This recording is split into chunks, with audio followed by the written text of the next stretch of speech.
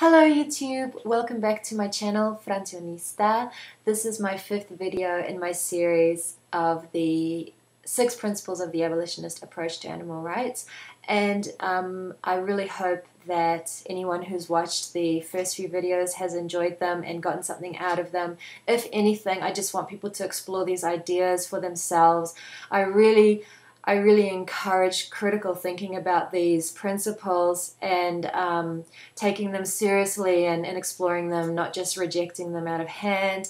They're very well thought out, and I think that if we adopt them as a movement, all animal advocates, we're going to see some really powerful stuff happening, and we already are. So this is principle 5, and it really brings it back to veganism, just as with regard to that being the fundamental baseline. So I'm going to read principle 5 for you now. We recognize that the most important step that any of us can take towards abolition is to adopt the vegan lifestyle and to educate others about veganism. Veganism is the principle of abolition applied to one's personal life, and the consumption of any meat, fowl, fish, or dairy product, or the wearing or use of animal products is inconsistent with the abolitionist perspective. That may seem really obvious, but it's, there are people who would agree that slavery is wrong, but they're not actually vegan because they're still speciesist and they don't view the animals as slaves because they still view them as property. So veganism is the most important thing that we need to be promoting, which is what, obviously the first 4 principles reinforce that. Principle 5 just brings it back to veganism.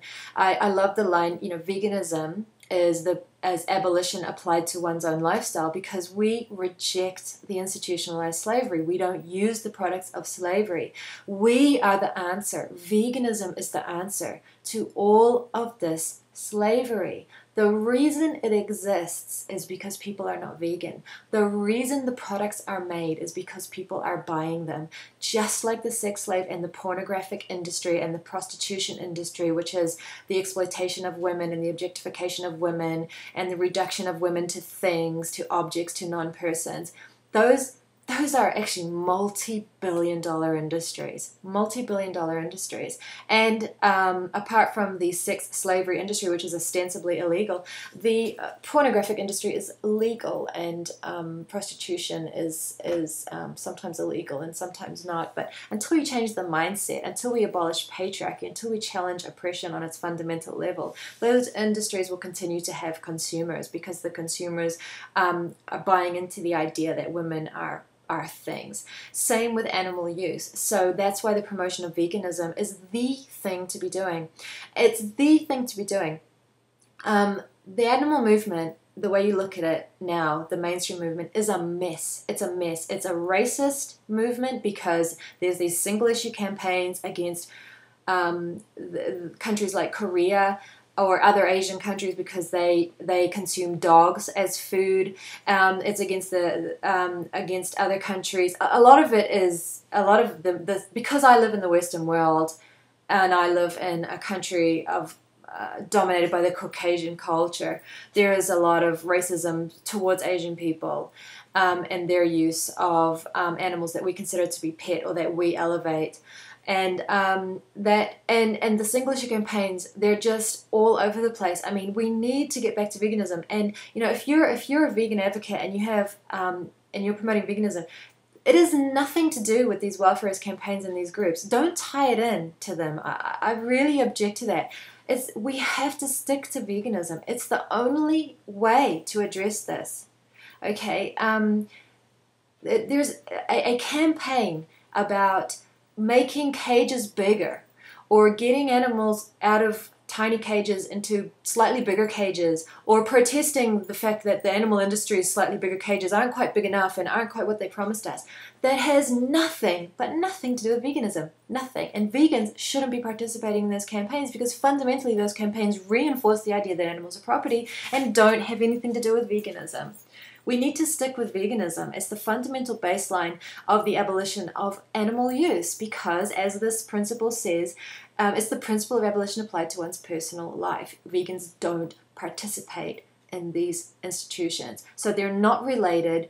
It is a mistake to think that veganism should in any way be tied in with these welfarist groups or these welfarist campaigns. They have nothing to do with veganism. They marginalize it, and they barely even mention it, or if they do, it's marginalized, and they can't make any money off it, so they don't mention it anyway. So, you know, Principle 5 just kind of goes back to how important it is for us to get people to become vegan. I mean, there's all kinds of ways you can put it, get people to become vegan. It's just convincing. It's just getting people to explore these things and face up to the truth of what they're doing. And they're going to make the choice to go vegan or not. We can't force them to do it, but we can present the truth, which is that it's the only valid option.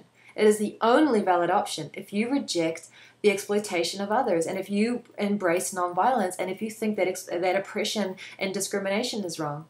That is the first step, and like I said, it's not the only step, because as Principle 3 says, you know, we reject all of this discrimination. So a vegan who is sexist, or a vegan who is racist is still somebody who is not living up to their full potential as a just individual in society that's going to help make this world a better place. You know, I think that, you know, I don't know the percentage of people. We can't assume that the vast majority of people are psychopathic, you know, monsters, which is what the welfarist movement does, essentially, by saying that they're never going to get it. They're always going to continue to want to exploit these animals and slaughter these animals. So we've given up on the idea of veganism completely. We're just going to try to get the animals treated a bit better before they go to the slaughterhouse and horrifically die there anyway. That's not going to work. It hasn't worked. It's not going to work, and it's immoral. It's actually immoral. You know, this is an issue of morality. So anyway, Principle 5 is pretty straightforward, so I don't need to say much more about it, but it sort of illustrates the point of why vegan advocacy is the thing that we need to be doing as a movement. We need to be a vegan movement. The abolitionist movement is a vegan movement. The animal welfarist movement has nothing to do with veganism.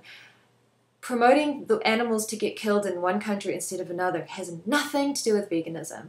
Promoting better exploitation of animals has nothing to do with veganism. It's not related. They're very, very separate. Anyway, that's my spiel on Principle 5, which is pretty self-explanatory, which I think most of the principles are, but I just enjoy talking about them, and I want to get people to go and explore them. And so even if I just reach one person with these videos, my time is well spent, and it's frustrating for me that I don't get to speak as much as I want to about animal exploitation. But the more people who open up the dialogue, the more conversations we'll have, and more people will be comfortable having those conversations with us, because it will become the dialogue of our community, which is what we really need to happen. When the abolitionist movement against slavery really took off in the States, that was the dialogue, the undercurrent of the whole, you know, everybody was talking about it. We want everybody to be talking about it. And yes, there's going to be a backlash, and yes, there are going to be people who are going to turn around and try to thwart us, or, you know, they're not going to want to face what they're doing, or they're not going to want to make any change, or they're so incredibly speciesist, like just like there are people who are so incredibly racist that they're not going to do it. So, but we can't let that stop us. My phone is ringing. Thanks for watching my video, and I'll be back. Bye!